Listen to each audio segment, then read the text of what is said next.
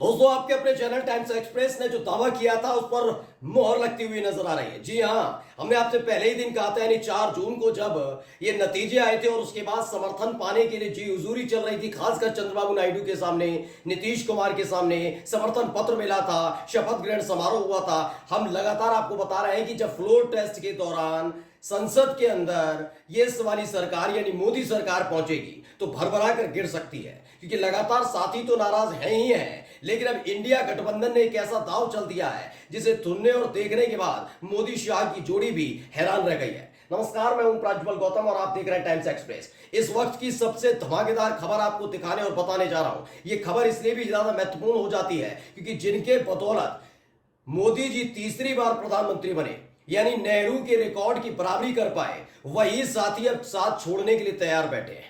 और वो दोनों ऐसे साथी हैं जिनको बीजेपी की कतई जरूरत नहीं है। हाँ, उल्टा बीजेपी को उन दोनों साथियों की जरूरत है। ये वो दो साथी हैं जिनको लगातार मोदी शाह दोनों कोसते रहे, चाहे वो नीतीश कुमार हो, चाहे वो चंद्रबाबू नायडू हो। चंद्रबाबू नायडू के लिए कभी अवसरवादी, कभी कुछ कहा जाता रहा।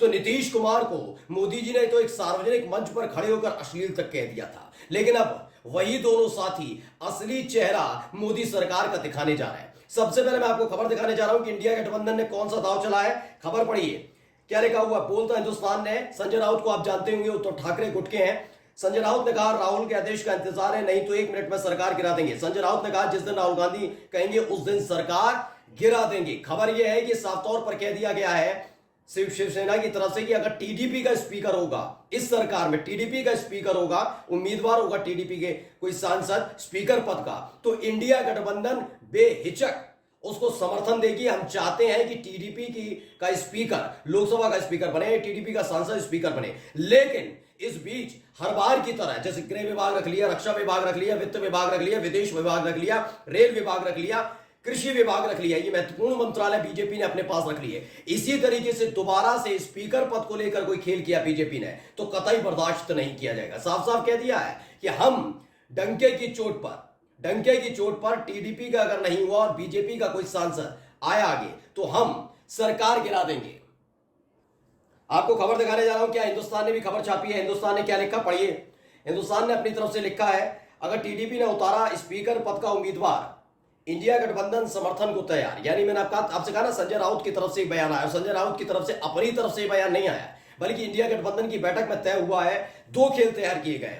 एक तो ये कि अगर बीजेपी ने अपना उम्मीदवार उतारा तो हम, यानी जो इंडिया गठबंधन है वो डिप्टी स्पीकर पद के लिए अपना उम्मीदवार भी उतारेगा और हम अपना इंडिया गठबंधन स्पीकर पद का। लेकिन अगर टीडीपी का कोई स्पीकर पद का आया, यानी टीडीपी के किसी सांसद का नाम आगे किया गया, तो हम क्या करेंगे, हम साथ दे देंगे स्पीकर पद के लिए, ना ही कोई उम्मीदवार उतारेंगे, ना ही डिप्टी स्पीकर पद चाहिए। क्यों कहा जा रहा है मैं अब आपको समझा देता हूं। दरअसल ये स्पीकर का पद, चाहे वो किसी राज्य की विधानसभा के अंदर हो या फिर लोकसभा के अंदर हो, बड़ा महत्वपूर्ण रहा है पिछले 10 बरस के भीतर। वैसे तो महत्वपूर्ण पद है, लेकिन इसका इस्तेमाल कैसे बेजा इस्तेमाल किया जाता है ये मोदी सरकार ने सबको बताया। वैसे तो अलग अलग संस्थाएं हैं, आप ईडी का इस्तेमाल कैसे कर सकते हैं, आप सीबीआई का इस्तेमाल कैसे कर सकते हैं, आप आईटी का इस्तेमाल कैसे कर सकते हैं, आप चुनाव आयोग का कैसे इस्तेमाल कर सकते हैं, ये सारी की सारी चीजें बताई जाती रही हैं। इस देश के अंदर सबने देख लिया। अच्छा, ये भी हो सकता था हम ईडी से छापेमारी करवाते और उनसे चंदा भी ले सकते थे, सीबीआई और इनकम टैक्स का छापा पड़वा सकते थे और चंदा ले सकते थे।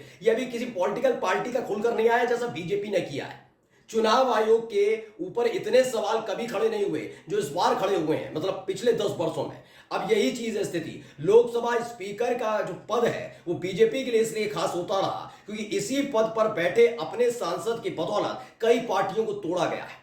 ये पूरा का पूरा खेल है और इसीलिए लगातार शिवसेना, एनसीपी, विपक्षी पार्टियां, कांग्रेस, समाजवादी पार्टी ये कहती रही है टीडीपी और जनता दल यूनाइटेड को इस पर अटक रहना होगा। माना जा रहा है जनता दल यूनाइटेड तो बैकफुट पर नजर आ रही है क्योंकि वो पहले से ही समर्थन वापस लेने के लिए तैयार बैठी हुई है। नीतीश कुमार कोई बहुत ज्यादा दिलचस्पी नहीं दिखा रहे। जब से कैबिनेट मंत्रालय बटे हैं तब से ही उनकी दिलचस्पी खत्म हो गई है, कहीं जा नहीं रहे। मतलब चंद्रबाबू नायडू के शपथ ग्रहण समारोह में नहीं गए, ओडिशा में सीएम पद का शपथ ग्रहण समारोह हो गया, वहां भी नहीं गए। कुल मिलाकर उन्होंने जाना मुनासिब नहीं समझा और दूरी बनाए हुए हैं, नजर भी नहीं आ रहे। लेकिन दूसरा खेल जो है चंद्रबाबू नायडू का, वो तैयार बैठे कि भाई अब हमें टीडीपी का लास्ट हमें पद है, स्पीकर का पद हमें वो चाहिए, उसको लेकर जंग चल रही है। दरअसल शिवसेना कैसे टूटी, जवाब देना होगा एनसीपी कैसे टूटी, और चिराग पासवान को भी याद रखना होगा। चिराग पासवान को याद रखना होगा लोक जनशक्ति पार्टी कैसे करके तोड़ी गई थी। इस देश ने पिछले ही साल देखा किस तरीके से कई ऐसे विधेयक संसद के पटल पर रखे गए थे जिस पर चर्चा होनी चाहिए थी, जिस पर बात होनी चाहिए थी, चाहे वो चुनाव आयुक्त की नियुक्ति से जुड़ा हुआ हो, उनको ताकत देने से जुड़ा हुआ हो, कई और महत्वपूर्ण बिल लाए गए थे। लेकिन एक हंगामे के बीच किस तरीके से मोदी से सवाल पूछने के एवज में लोकसभा स्पीकर ने एक एक सांसद, विपक्षी सांसद को उठवाकर संसद से बाहर फेंकवा दिया था, और उसके बाद वो आसानी से विधेयक पास हो जाते हैं। यानी पूरी सोची समझी साजिश के तहत ये खेल हो रहा है। इसीलिए बार बार विपक्ष कह रहा है कि अगर टीडीपी और जनता दल यूनाइटेड सजग नहीं हुए तो उनकी पार्टियां भी टूट जाएंगी।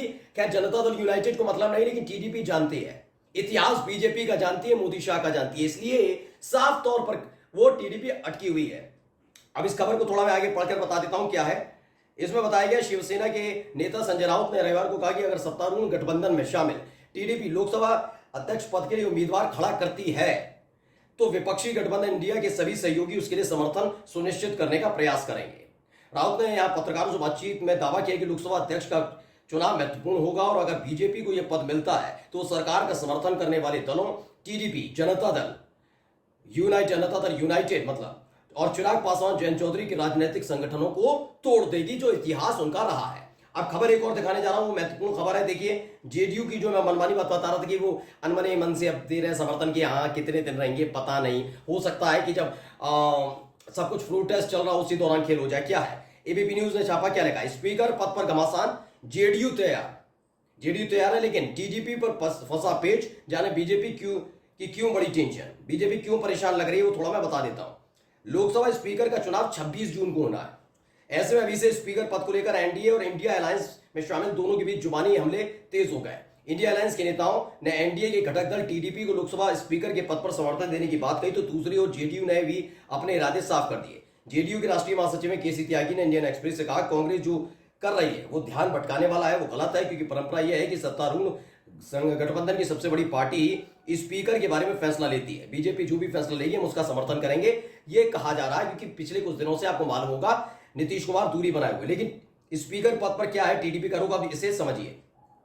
लोकसभा स्पीकर पर टीडीपी ने कहा कि सत्तारूढ़ गठबंधन की ओर से स्पीकर पद के लिए उम्मीदवार खड़ा किया जाना चाहिए। टीडीपी के राष्ट्रीय प्रवक्ता पट्टाभी राम कोमारेड्डी ने इंडियन एक्सप्रेस से कहा कि एनडीए के सहयोगी स्पीकर पद के चुनाव को लेकर एक साथ बैठेंगे और तय करेंगे कि स्पीकर के लिए उम्मीदवार कौन होगा। आम सहमति बन जाने के बाद हम उस उम्मीदवार को मैदान में उतारेंगे और टीडीपी समेत सभी सहयोगी उम्मीदवार का समर्थन करेंगे। यानी कुल मिलाकर आप समझ लीजिए टीडीपी ने पेच फंसा रखा है, जनता दल यूनाइटेड हथियार डाल रही है, लेकिन वो कब तक रहेगी साथ पता नहीं है। कुल मिलाकर बीजेपी फंसी हुई है, डरी सहमी हुई है, क्योंकि उसको पूरी उम्मीद थी अगर उनका स्पीकर बन जाता है तो आसानी से कई पार्टियों को तोड़ा जाएगा, अपने ही सहयोगी दलों की पार्टी को तोड़कर अपने साथ सांसद बढ़ाए जाएंगे। जब तादाद बढ़ जाएगी तो इन पार्टियों के जो रवैये है उसको बाहर कर दिया जाएगा, चाहे वो चंद्रबाबू नायडू हो, नीतीश कुमार हो, तब आप लोगों को बाहर कर दिया जाएगा, उनके सांसद तोड़ लिए जाएंगे। लेकिन इस पर कांग्रेस ने पानी फेर दिया है। नमस्कार।